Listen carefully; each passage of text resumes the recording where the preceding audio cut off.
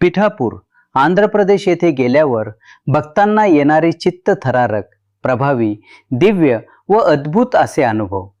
श्री क्षेत्र पिठापूर, आंध्र प्रदेश हे दत्त संप्रदायाचे एक अत्यंत जागृत आणि मूळ शक्तिपीठ आहे. कलियुगातील दत्तात्रेयांचा पहिला अवतार श्रीपाद श्रीवल्लभ यांचा जन्म याच पवित्र भूमीत झाला. पिठापूरला भेट देणे म्हणजे साक्षात दत्तगुरूंच्या मांडीवर बसण्यासारखे आहे. पिठापूरमध्ये पादगया नावाचे अत्यंत पवित्र सरोवर म्हणजेच तीर्थ आहे. आध्यात्मिक दृष्ट्या हे तीर्थ गया, बिहार इतकेच शक्तिशाली मानले जाते. या तीर्थात स्नान केल्यावर आणि दर्शन घेतल्यावर पाठीमागील अनेक पिढ्यांचा पितृदोष कायमचा नष्ट होतो. डोक्यावरचे आणि खांद्यावरचे एक मोठे अदृश्य ओझं उतरल्याचा साक्षात अनुभव भक्तांना येतो. ज्या वास्तूत श्रीपाद श्रीवल्लभांचा जन्म झाला, महासंस्थान, तिथे पाऊल ठेवताच शरीरातून एक हळूवार विजेची लहर गेल्यासारखे वाटते. तिथे असलेल्या पादुकांवर डोके टेकवल्यावर मन इतके शून्य आणि शांत होते की तिथून उठावेसे वाटत नाही. पिठापूरमध्ये प्राचीन कुक्कुटेश्वर महादेव मंदिर आहे आणि त्याच्याच पाठीमागे स्वयंभू दत्तात्रेयांची मूर्ती आहे. या मूर्तीच्या डोळ्यात बघितल्यावर असा भास होतो की मूर्ती साक्षात श्वास घेत आहे. भक्तांच्या डोळ्यांतून आपोआप अश्रू वाहू लागतात. श्रीपाद श्रीवल्लभ हे 16 वर्षांचे तेजस्वी यती आहे. पिठापूरच्या गल्ल्यांमध्ये किंवा मठात फिरताना अनेक सात्विक भक्तांना असा भास होतो की एक 16 अथवा 17 वर्षांचा अत्यंत तेजस्वी मुलगा त्यांच्या आजूबाजूला वावरत आहे. त्याचा उत्साह आणि ऊर्जा हवेत जाणवते.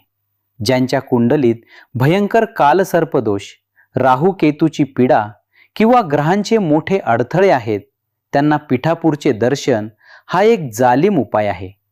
इथे कोणतीही मोठी शांती न करता केवळ कुक्कुटेश्वर आणि श्रीपादांच्या दर्शनाने ग्रहांची उग्रता शून्य होते आणि अडकलेली कामे वेगाने मार्गी लागतात. पिठापूरच्या संस्थानातील महाप्रसादाची चव जगात कुठेही मिळत नाही. तिथे हजारो भक्त जेवतात, पण अन्न कधीच कमी पडत नाही. हा प्रसाद खाल्ल्यावर पोटाचे आणि पचनाचे जुनाट आजार बरे होतात, कारण त्यात साक्षात अन्नपूर्णेचा वास आहे.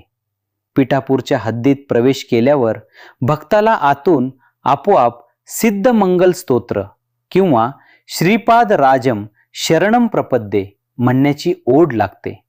जो भक्त तिथे बसून हे स्तोत्र वाचतो, त्याची सर्वात मोठी आणि अशक्य वाटणारी इच्छा पुढील काही दिवसातच पूर्ण होते.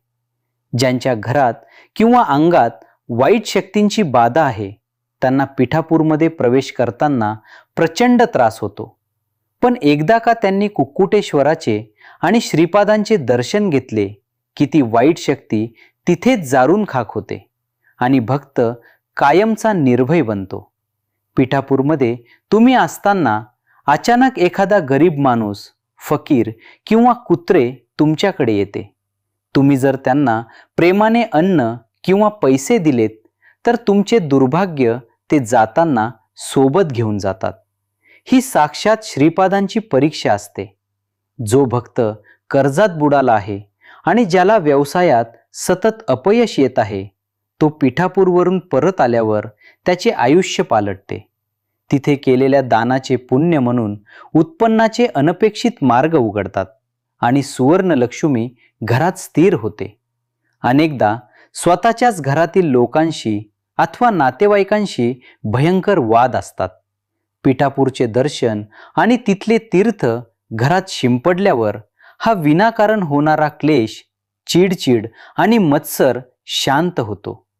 घरात सकारात्मक आणि प्रेमाचे वातावरण निर्माण होते. संस्थानातील औदुंबर वृक्षाखाली बसून ध्यान केल्यावर अवघ्या काही मिनिटातच समाधी अवस्था लागते. अनेक भक्तांना तिथे डोळे मिटल्यावर पाठीवरून मायेचा हात फिरल्याचा अंगावर काटा आणणारा भास होतो. पिठापूरमध्ये रात्री मुक्काम करणाऱ्या भक्ताला हमखास एक स्वप्न पडते.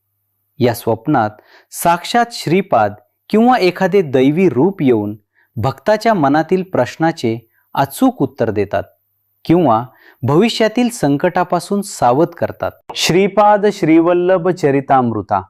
अनेक वंध्या स्त्रियांना पुत्रप्राप्ती झाल्याच्या कथा आहेत. आजही पिठापूरला जाऊन प्रार्थना करणाऱ्या जोडप्यांना वर्षभराच्या आत सात्विक संततीची प्राप्ती होते. तसेच रखडलेले विवाह विनाशायास जुळतात. तुम्ही समाजात कितीही मोठे असाल, पण पिठापूरच्या मंदिरात गेल्यावर तुमचा सर्व मीपणा गळून पडतो. तुम्ही एका लहान बाळासारखे निर्मळ आणि नम्र बनता. डोळ्यांतून आपोआप कृतज्ञतेचे अश्रू वाहू लागतात. तुमच्या खिशात कितीही पैसे असू देत किंवा कितीही गाड्या असू देत, जोपर्यंत श्रीपाद श्रीवल्लभांची हाक परवानगी येत नाही तोपर्यंत तुम्ही पिठापूरला पोहोचूच शकत नाही.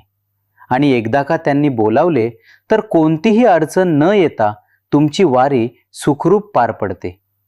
पिठापूरहून परतताना किंवा तिथे असताना भक्ताला अचानक श्रीपाद श्रीवल्लभ चरितामृत हा ग्रंथ वाचण्याची तीव्र ओढ लागते. कुणीतरी अनोळखी व्यक्ती हा ग्रंथ भेट देते किंवा दुकानातून तो अचानक हातात पडतो. हा ग्रंथ तुमच्या घरात येणे आणि त्याचे वाचन सुरू होणे म्हणजे साक्षात श्रीपादांनी तुमच्या घरात कायमस्वरूपी प्रवेश केल्याचे सर्वात मोठे लक्षण आहे. पिठापूरच्या रस्त्यांवर किंवा मठात अनेकदा असा अनुभव येतो की एखादा वेडा किंवा विचित्र दिसणारा माणूस तुमच्या जवळ येतो, काहीतरी अजब बोलतो आणि निघून जातो. नंतर शांत झाल्यावर तुम्हाला जाणवते की त्या माणसाने तुमच्या आयुष्यातील एका मोठ्या प्रश्नाचे किंवा तुम्ही मनात विचारलेल्या गोष्टीचे अचूक उत्तर दिलेले असते. ते साक्षात अवधूत असतात. पिठापूरच्या दर्शनानंतर भक्ताच्या बुद्धीत एक विलक्षण बदल होतो.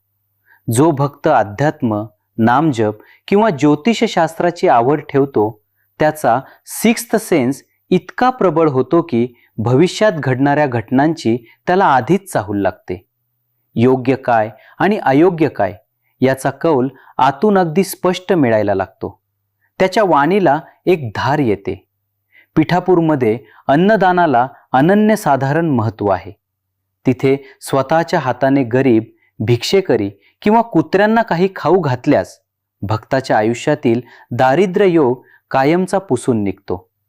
तुम्ही तिथे जेवढे अन्नदान करता त्याच्या 1000 पटीने सुख, शांती आणि संपत्ती तुमच्या घरात परत येते. हा तिथला हमखास येणारा अनुभव आहे. पिठापूर हे श्रीपादांचे जन्मस्थान आहे, तर कुरवपूर हे कर्मस्थान. अनेक सात्विक भक्तांना पिठापूरच्या मंदिरात ध्यान करताना किंवा जप करताना अचानक कृष्णा नदीच्या पाण्याचा आवाज किंवा तिथला गारवा जाणवतो. पिठापूरमध्ये बसून कुरवपूरचे दर्शन घडणे हा एकाच वेळी 2 जाज्वल्य पीठांची ऊर्जा अंगात भिनल्याचा अद्वैत आणि चित्तथरारक अनुभव आहे. काही कुटुंबांमध्ये एकच आजार किंवा वाईट घटना पिढ्यानपिढ्या चालत येते. उदाहरणार्थ घराण्याला लागलेला शाप किंवा विवाह न होणे इत्यादी. पिठापूरच्या भूमीत पाऊल ठेवल्यावर आणि तिथले पादगया तीर्थाचे पाणी अंगावर पडल्यावर हा कुलशाप अक्षरशः वितळून जातो. घराण्याला लागलेले हे ग्रहण तिथेच सुटते आणि घरातील सर्व क्लेश थांबून पुढची पिढी सुखी होते. व्हिडिओ आवडल्यास चॅनल नक्कीच सबस्क्राईब करा. श्रीपाद राजम शरणम प्रपद्ये. धन्यवाद.